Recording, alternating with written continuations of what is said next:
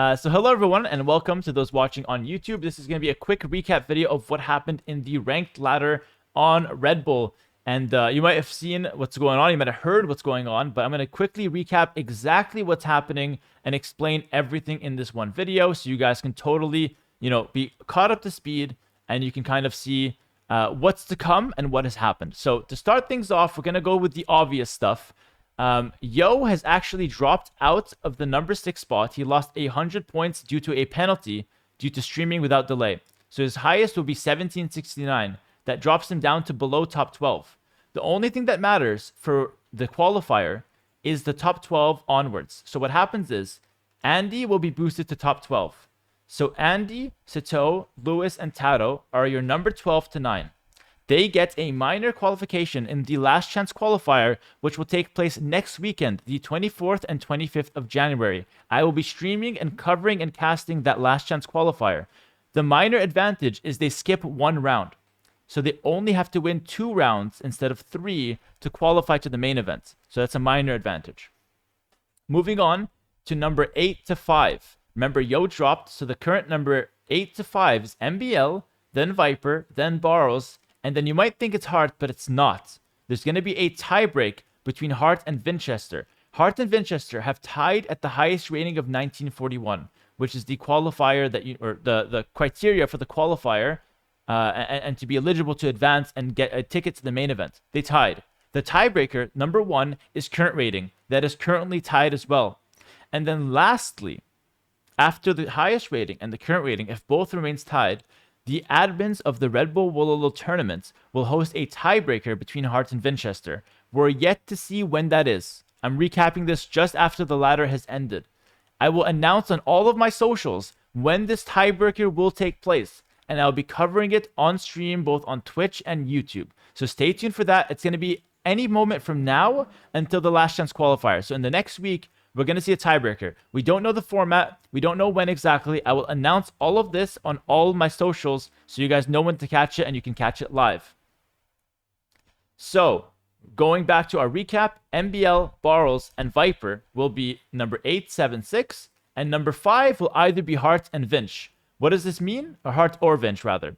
What does this mean? This means that Hart or Vinch, one of them, will get a ticket to Red Bull London, guaranteed, and he will go straight to the main events, and the other one will get a major qualification advantage, which is what number 5 to number 8 gets, okay?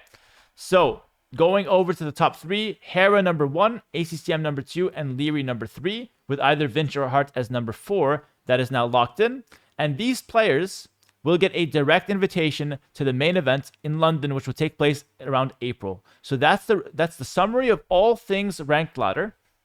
Now, I want to talk a little bit more about some things you can expect over the next couple weeks on my YouTube channel. So you can expect the highlights of the entire Red Bull grind. I casted a lot. I played a lot. Mostly casted, though, in the last couple of days. All the highlights will take place from now until the last chance qualifier. I'm going to have a video every day on my YouTube channel that's going to show you guys the best games. So you don't have to go back and watch all the games. Just catch the games I upload on my YouTube channel. It's going to be the best ones and only the ones that were the most exciting. So you can stay tuned for that to really catch up. And then we're also going to be uploading the last, the final tiebreaker between Hart and Vinch. That will be uploaded on my YouTube channel as well, so you'll definitely be able to catch it. And then next week, you have the last chance qualifier, of course. And then the last thing I want to talk about is just giving a few shoutouts here. I want to shout out ACCM, number 1. He had a 37 win streak, which was an absolutely amazing run.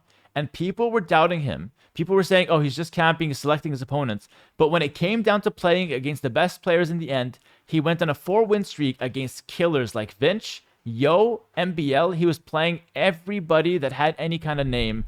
And he jumped from number 5 all the way to number 2, which was so epic.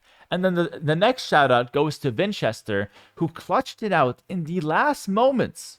All right. He clutched down the last moments. He played against MBL, and he won the game to tie Hart in a tiebreaker with 50 seconds left to go on the qualification timer. Now it says qualification has ended.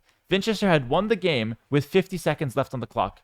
If MBL just bought one more minute of time, Vinch would not have made it. So that's an absolutely amazing run.